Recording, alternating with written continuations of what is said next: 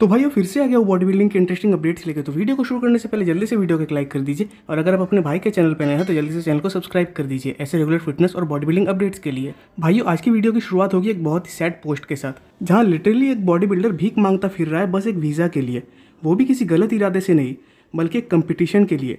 Even वो भी कोई छोटा कंपटीशन नहीं, वर्ल्ड का सबसे बड़ा बॉडी बिल्डिंग का कंपटीशन मिस्टर ओलंपिया के लिए। मतलब इस लेवल का इग्नोरेंस, वो भी किसी आम बॉडी बिल्डर के लिए नहीं बल्कि आर्नोल्ड क्लासिक ब्राज़ील चैंपियन को लेकर। अब ऑलरेडी मैंने इस टॉपिक को पहले भी एक दो वीडियो में कवर किया था कि बेलारूस को अभी भी वीज़ा नहीं मिल रहा है, और कंटिन्यूस जैसे जैसे इनके तरफ से पोस्ट आएगा मैं भी अपने वीडियो में इनका अपडेट कवर करता ही रहूँगा, क्योंकि एट द एंड ये हमारी भी रिस्पॉन्सिबिलिटी है एक इतने बड़े बॉडी बिल्डर के ऊपर जो कि बस एक वीज़ा प्रॉब्लम के लिए सफ़र हो रहे हैं, कि उनके पेन को सबके सामने लाना और सबको सच्चाई दिखाना। और एक न्यूज़ मुझे बस अभी अभी पता चला कि बस आईएफबीबी की तरफ से ही इग्नोरेंस देखने नहीं मिल रही, बल्कि दिक्कत तो इनको अपने कंट्री ईरान की तरफ से भी फेस करनी पड़ रही है। क्योंकि पहली बात तो ये है कि ईरान के जो स्पोर्ट्स टीम्स है उनको ईरान के रेजिमे की तरफ से फंडिंग्स और वीज़ा अरेंजमेंट्स मिलते हैं, बट क्योंकि बेलारूस इस रेजिमे से नहीं जुड़े हुए हैं तो इसीलिए शायद ईरान के रेजिमे का ध्यान भी उनके ऊपर उतना नहीं है, या फिर नहीं है यही कह सकते हो, और ना ही उनके वीज़ा प्रॉब्लम के ऊपर। और इवन नील योडा हिल का कहना है कि इसमें कहीं ना कहीं एक पॉलिटिकल एंगल भी जुड़ा हुआ है। अब पॉलिटिकल एंगल का मतलब क्या है ये तो मुझे एकदम समझ नहीं आ रहा। इवन एक स्टोरी ऐसी भी देखने मिली जहाँ एक पर्सन कह रहे हैं कि ईरान के पीपल भी बेलारूस के अगेंस्ट खड़े हुए हैं। अब इस बात में कितनी सच्चाई है ये तो मुझे ठीक से नहीं पता, बट अगर अगेंस्ट खड़े होते भी है देन स्टिल मुझे इसका मतलब तो समझ नहीं आ रहा, क्योंकि आखिर तक वो जाके तो ईरान को ही रिप्रेजेंट करने वाले हैं ओलंपिया स्टेज में, चाहे आप उनको कितना भी हेट दे दो। अब अगर बात करें आईएफबीबी और अथॉरिटीज़ के ऊपर, मतलब आईएफबीबी अथॉरिटीज़ के ऊपर, तो मुझे तो पता नहीं चल रहा कि ये लोग कर क्या रहे हैं, और पता नहीं मुझे ये कहना चाहिए या नहीं, बट अब मुझे कहीं ना कहीं ये लग रहा है कि ये लोग जानबूझ के इनके वीज़ा रिक्वेस्ट को इग्नोर कर रहे हैं।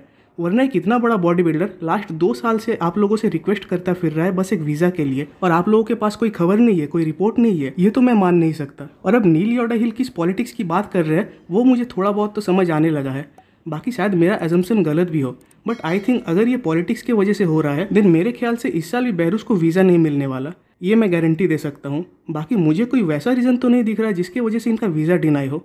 और इवन अब तो ये अपने पोस्ट में आईएफबीबी के एथलीट्स से भी रिक्वेस्ट करने लग गए हैं कि वो उनको सपोर्ट करे। अब देखने वाली बात होगी कि इनको कितना सपोर्ट मिलता है आईएफबीबी के एथलीट्स की तरफ से और कितना इग्नोरेंस मिलता है। बाकी ये बात मैंने पहले भी कहा था और अब भी कह रहा हूँ कि अगर इसके पीछे कोई पॉलिटिकल एंगल है देन वीज़ा मिलने के चांसेस ना के बराबर ही आप पकड़ लो। बाकी भाइयों आप लोगों से भी मेरा रिक्वेस्ट है कि प्लीज़ अगर हो सके तो आप लोग भी अपने स्टोरीज़ या पोस्ट के थ्रू इनको सपोर्ट करने की कोशिश कीजिएगा, ताकि एक हार्ड वर्किंग टैलेंट वेस्ट ना हो। बढ़ते अगले अपडेट की तरफ, तो ये है भाइयों हमारे इस साल के टेम्पा प्रो के विनर हंटर लवराडा की तरफ से। अब वैसे शायद ये अभी वैकेशन में थे या टेम्पा प्रो के बाद एक रेस्ट पीरियड में थे, बट इस बीच इन्होंने अपने 9 वीक्स आउट का एक फिजिक अपडेट दिया है, जिसमें ये अपने अपर फिजिक की कंडीशनिंग को शो कर रहे हैं, वो भी सिर्फ फ्रंट के फिजिक को। वैसे आप इनकी फिजिक की कंडीशनिंग को देखकर ये तो अंदाज़ा लगा पाओगे कि ये रेस्ट पीरियड में ही थे, क्योंकि इनकी फिजिक इस अपडेट में थोड़ी बहुत ऑफ साइड पे ही ज़्यादा दिख रही है, और इवन इस अपडेट में उनका शेप भी उतना शार्प और कंडीशन नहीं आ रहा। बट अभी बस ओलंपिया को 9 हफ्ते ही बाकी रह गए हैं, और इस बीच अब तो हंटर को सीरियस हो जाना चाहिए इस साल के ओलंपिया के लिए, क्योंकि पहली बात तो उनके सामने सबसे बड़े चैलेंज रहने वाले हैं एंड्रयू जैक्ट, और अगर ओलंपिया में हंटर की प्लेसिंग एंड्रयू से नीचे आती है देन उनको बहुत ज़्यादा क्रिटिसिज्म मिलने वाला है, और अगर उनकी प्लेसिंग एंड्रयू के ऊपर आती है देन कह सकते हो कि उन्होंने अपने रिस्पेक्ट को डिफेंड कर लिया है। वैसे इनको अपने 2 फ्लॉस के ऊपर इस बार तो काम करना ही होगा। पहला है इनके कंडीशनिंग के ऊपर, क्योंकि टेम्पा प्रो में तो इनकी कंडीशनिंग अच्छी थी, बट टेक्सास प्रो में फिर से कंडीशनिंग ऊपर नीचे हो गई थी। अब लगातार 2 शोज खेलना इसका एक कारण शायद हो सकता है, बट और एक चीज़ है कि इनको अपने मिड सेक्शन या गट को भी कंट्रोल में करना होगा, क्योंकि टेक्सास में इनका गट आउट ऑफ कंट्रोल जा रहा था, तो ओलंपिया में भी अगर ये चीज़ दिखाई दिया तो इसके लिए तो उन्हें एक अलग से क्रिटिसिज्म मिलने वाला है। वैसे उम्मीद तो है कि इस साल ओलंपिया में ये एक अच्छे फिजिक के साथ ही आएंगे। बाकी इस रिगार्डिंग आपके थॉट्स कमेंट्स में ज़रूर बताइएगा भाइयों। बढ़ते हैं अगले अपडेट की तरफ, तो ये है भाई वेस्ले विजर्स की तरफ से। वैसे इस साल तो अभी भी ये ओलंपिया के लिए क्वालिफाई नहीं हुए हैं, और ना ही इन्होंने अपना अगला शो अनाउंस किया है, बट स्टिल इनके अभी की फिजिक कंडीशनिंग को देखकर तो ऐसा लग रहा है कि ये बहुत जल्द किसी शो में कम्पीट करने वाले हैं। अब किस शो में कम्पीट करेंगे ये तो मुझे अभी तक नहीं पता, बट लास्ट ईयर ओलंपिया में इनकी प्लेसिंग 8 आई थी, जो कि आप एक अच्छी प्लेसिंग तो कह ही सकते हो। अब खासकर इनका जो शेप है वो मुझे बहुत अच्छा लगता है क्लासिक फिजिक डिवीजन के लिए, मतलब इनके स्ट्रक्चर को देखकर ऐसा लगता है कि ये इस डिवीजन के लिए ही बने हुए हैं। वैसे पिछले साल ओलंपिया में भी इनकी शेप काफ़ी ज़्यादा अच्छी थी, बट इनकी कंडीशनिंग थोड़ी ऑफ आ गई थी, जिसके कारण इनकी प्लेसिंग इतनी गिर गई।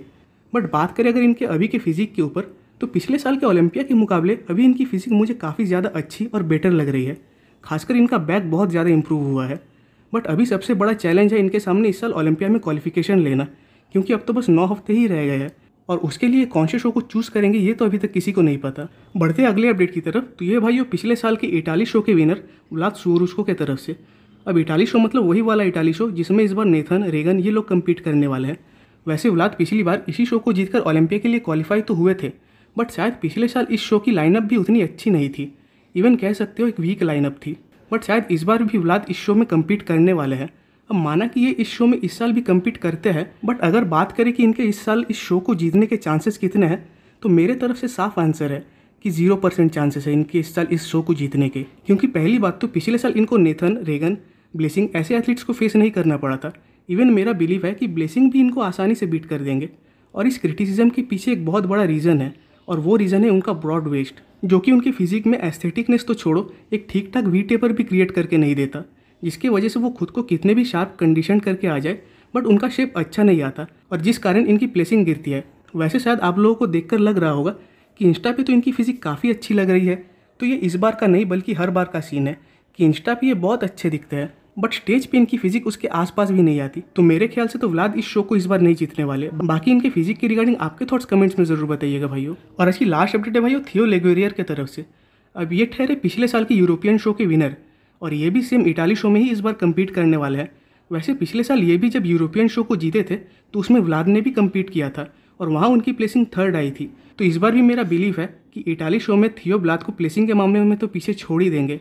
वैसे इनकी भी फिजिक काफ़ी अच्छी आती है, इवन अभी भी इनकी फिजिक मुझे इंप्रेसिव लग रही है।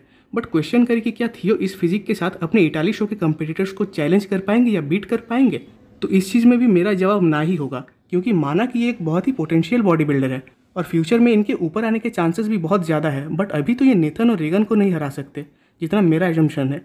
बाकी इस रिगार्डिंग आपके थॉट्स कमेंट्स में ज़रूर बताइएगा भाइयों। तो भाइयों आज की वीडियो यहीं पे खत्म होती है। कमेंट्स में जरूर बताइएगा कि आपको ये वीडियो कैसा लगा। वीडियो अच्छी लगी तो वीडियो को एक लाइक कर दीजिए और नेक्स्ट वीडियोस के अपडेट सबसे पहले पाने के लिए चैनल को सब्सक्राइब कर दे और बेल आइकन को प्रेस कर दे।